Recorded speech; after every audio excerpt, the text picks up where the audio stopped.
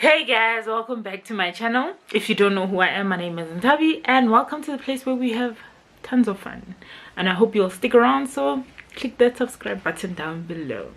So today I am back with another review slash commentary on The Wife that you can find on Showmax. So today's episode is about episodes 7 to 9. Let's talk about it. A lot of things happened. A lot. More than I can think I could handle in the space of 3 episodes. It was a maza, guys. Like, yeah, no. It was just a lot of things that were happening. So let's start with episode 7. So this is when Shomu officially meets the brothers. 2 moments I want to talk about when she meets them. Number 1, it's that awkward kitchen scene where we see that Kao is not over girl, you know, and he's fumbling over his words, not sure what to say because he's still head over heels, whereas Shomu's just like, dude is being weird and I don't know why. But then at the same time kind of walks in and gives him the look. We all know the look, we know it. But then when Shomu turns, flashes a smile, and I'm just like, psycho. That's what it is, a psycho. And then you know, like basically like an alpha male, makes his presence known, you know, marks his territory by kissing Shomu. And I'm just like, yo, you're such an alpha male, dude. Like, even with your own brother. But also Kawe, like, hi, what was that? Like, why are you sticking around? Isn't it awkward enough? Now you're gonna see your brother kiss the girl that you like and you're gonna linger. Nah, bruh, like, get off it. Like, no, don't be a sore loser now. You're better than that. I mean, you know, come on, Kawi. Anyway, so another one is when when Mandisa, Ngoba's girlfriend and baby mama, she makes a legendary entrance, guys, like during the prayer. Drama, and I'm like, I like this girl. I like her. I like the mess that she incites, you know, and drops a grenade on some. She changed the son's surname from Zulu back to her maiden name, and that made Noba go crazy, and it was just a maza. That time it's a braai to welcome the new girl into the family, you know what I mean, you know, meet the kids, meet the brothers properly, right? And all of this mess happens, and I think that gives Shomu like insight into, okay, like it's going down in this family, because yeah, no, a lot is going on. And then Kawe stands up after that whole mess. Yeah, Mantisa Kaweliana, he's got a bone to pick with Mkele. He's got his own gripe that he wants to, you know, release. And basically the fight breaks out between them, because he's on some, you know, I'm the better man, you guys know that. This flower over here talking about Shomu, you know, he stole her from me, I would have been the better man for her. That time Shomu's like, yeah, what you even talking about, dude? Because she can't even remember that actually Kawe is the one that she bumped into. Like, and then Marana for me, that says like, Kawe, you're a so loser. You didn't even like make an effort to share, talk to her or whatever, but instead you're holding on to this grudge that your brother took your woman. But like, this woman is not your property. She has autonomy and decision-making power over her own life. Meanwhile, you've never even talked to her. Like, you've never expressed your interest in her, your love in her. This relationship is going on in your mind. Which then I was just like, hey, Kawe, no, my guy. That's not what we do. You know what I mean? But yeah, anyway, that's what happened. And then, but also, I liked how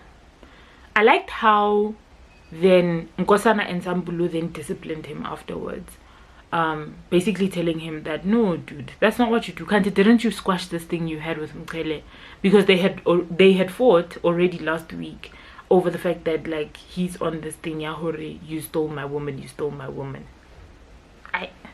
So he thought they squashed it then, but then to see him also act a fool like that was really embarrassing. And he was just like, if you want a girl so bad, why don't you go out and find your own, and shella her, which is Nkosana, because he's like, if you ever do this again, I'm gonna beat you up, the both of you. And when Nthabi Ndala has spoken, please listen, okay?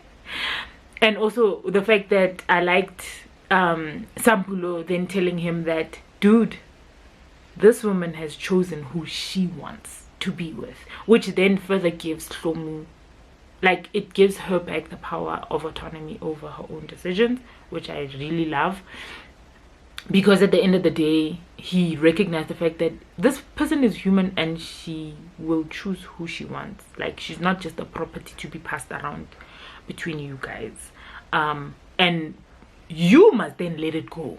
You're the one with the problem here. Nobody else has a problem but you, because you are entitled to someone who you've never even declared your love to in the first place, which really, like, annoys me now that I think about it. It really annoys me the way, like, he's behaving about it. He's being a child about it.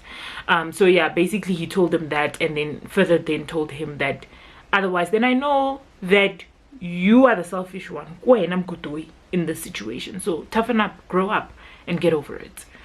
So then we move on to episode 8, where Hlomu found the bag, right, of money in the wardrobe. Also, that Leona, like, the build up to that, guys, the build up to these episodes and everything that happened was 0 to none. We have no prior information. Like, there's no build up to the story. There's no build up, like, we are just thrown into the swimming pool, into the deep side, and now we must swim, basically. So I really feel sorry for people that are watching this that haven't read the book, because now you're just confused by all of this that is happening, and it's a lot. And then you're just thinking, yeah, anyway, so fine. We get to the bag of money. Now it's no longer 600,000. It's 3.5 million. You know what I'm saying? 3.5. And you basically can see him kind of lying through his teeth. Like, it's not convincing at all. I don't know how Shlomu did not see through that. But, like, I was just like, girl. Oh, you can see this guy's lying. But I think also for her it was an issue of just, if I don't know, it's better, because I can tell she's already in too deep. There's no way out there. And then obviously they raised the issue of the kids, where she's just like, she wants to get them enrolled in boarding school. Hey guys, on some we smang Mahlomu, like, he's completely taken. But then last through his teeth again when they ask him about the mothers. It's like, she died. Nkosana didn't take it well. You know, he loved her. Changed the subject immediately. Did not linger, did not whatever. Now I think maybe it's because I'm just too curious, too inquisitive. Like, it wouldn't have passed. Like, I want more story. I want narration. I want a narration, you know. Tell me the story from start to finish. Don't just tell me, hey, no, she died. I want to know everything, you know. But Lena, hi, okay, atate halena waiting. I then by radilota, but I was just like, why? I was like, I'm kind of yaka, sis. And nobody mama we to know yaka, yo. Anyway, hey guys, can't they? Someone didn't tell Langa about Mkele. Like, I don't think she told him. Like, I don't think she told her brother about the sudden changes in her life. Because also, there was no build up to the Langa coming through. There there was nothing and then there's something. Like there was nothing and then there was something. Langa comes and to be fair, he is right, like in terms of you know what I mean? Like, hi Tsuru, what's happening, bruh? Like, what's going on? Now you're known as Mami. Now, you know, you have a boyfriend who's a taxi owner, who has 7 other brothers that have kids, and like, where's Santilli in all of this? What is happening? And Hlomu is also not even helping in that situation because she's being cagey on some, I'll tell you later, this and that, this and that, this and that. And then eventually she bumps into, well, Santilli finds her through, you know, Find My Phone, and once, you know, answers. And Hlomu's just like, nah, that's not gonna happen. Like, I've moved on, move on, leave me alone. And he's on some, you know, you are my fiance, we've built so much over the years, da, da, da. And when she said, you didn't even lobola me, I knew, because I suspected it, velele. I suspected that, like, Santilli, this one, he's sus. But to hear her confirm it, I was just like, oh, this guy even irks me even more. Like, he irks me so much more now that I know Hore, that wasn't even a real proposal. So I was just like, no thanks. Langa's reception into that family I didn't enjoy, but it was typical patriarchal family, you know what I mean. But I hated the fact that it trickled down to the kids, that homophobia trickled down to the kids. That was cringe to watch. That was terrible. It was just annoying, man. Like, I just, yeah, like, it was annoying. It was humiliating, to say the least. So I didn't enjoy that part about it. But what makes me laugh though is the breakfast table. So Nkele is having breakfast, right? And oh wait, before we even get to the breakfast table, so after that whole altercation with Santilli that Hlomu had, where Langa had to really step in and tell him to leave, later in the evening, after, you know, after Langa meets the rest of the family and all of that happens and they have dinner, so then Kele drops them off at Hlomu's place, right? But before Hlomu leaves the car, she sticks around just a little bit and tells Langa to go inside the house. Now then Kele gives her a gift, right? And we see that the gift is in actual fact the phone. She's happy, like, oh, my man got me a phone, a new phone. Not that I needed it, but you know what I'm saying? It's a thought that counts. And then, in true Kele style, he then says, yeah, at least now I know you're not gonna be tracked through Find My Phone. And I'm just like, dog, how do you know that though? Like, this guy is scary. How do you know that? And then he further like continues on some, I hope that was the last time that Santilli ever comes close to you, otherwise he'll regret it the next time he tries this. And oh, Hlomu's face went cold. And I get it, because I also went cold. Because I was just like, what the hell did you get yourself involved in, girl? This guy is psycho. Wabo, cool beans, whatever. Then he, you know, then I gives her that scary look of his, where his eyes are basically bulging and he has a straight face, and you're just like, girl, go upstairs now. Okay, then at the breakfast table. So firstly, I was confused as to where like all of the brothers live, right? But then seeing as how big that house in Echurena is, I've since found out that all of them live together except for Ngoba, because Ngoba has a tavern, so he lives basically there where his tavern is. That's where he lives.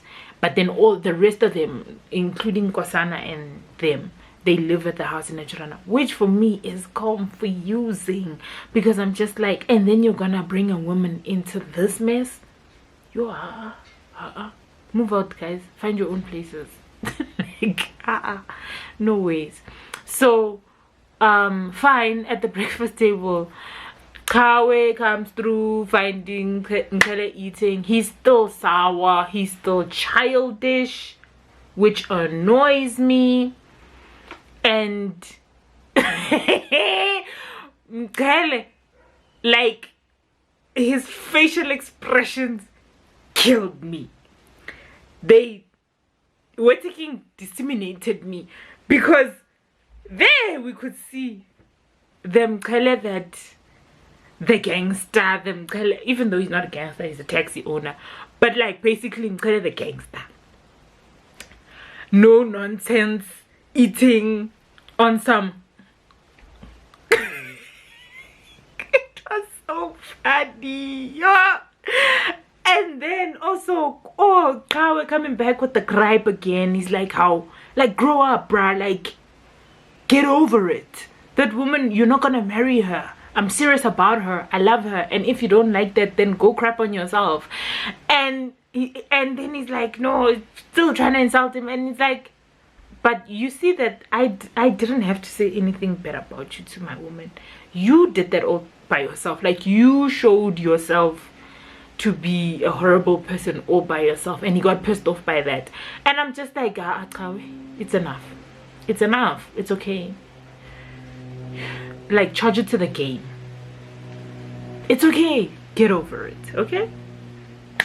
Episode 9, guys. Episode 9 is a trigger. It's painful. I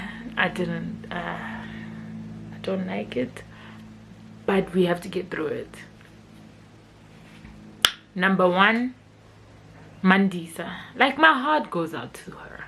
I think also like that the vulnerable moment that she had made me sympathize, made my heart go really out for her, because I was just like, you're right, Mandisa. Like, you are valuable. You also deserve to be treated the right way. You also deserve for things to be done the right way for you. So I understand, and I think largely because they misunderstand her so much that it takes away the human aspect of her and like her wants and desires. So that was really a painful moment, even when she even cried, and you could tell that, Patong, guys, like, you really don't see this woman, hey? Then but her family her family is sly, is so sly, guys. They did the things. They swindled Ngoba like nobody's business. But it serves him right. It serves him right for treating Mandisa the way he treats her. Anyway, so the last thing I want to talk about, guys, Nkele beat Hlomu so bad, because he beat her like he was beating a man, like he was beating one of his brothers. And I was just like, yo,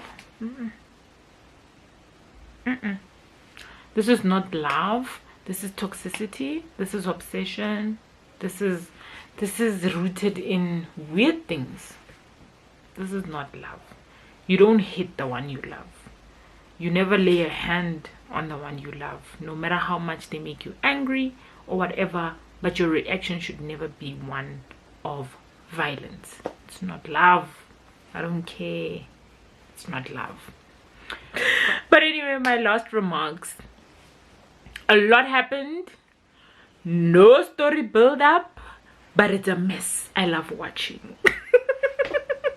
I'm going to continue watching this mess, and maybe if I watch from episode 1 until 9, somehow it'll make sense to me. But yeah, these 3 episodes really packed a lot of punch.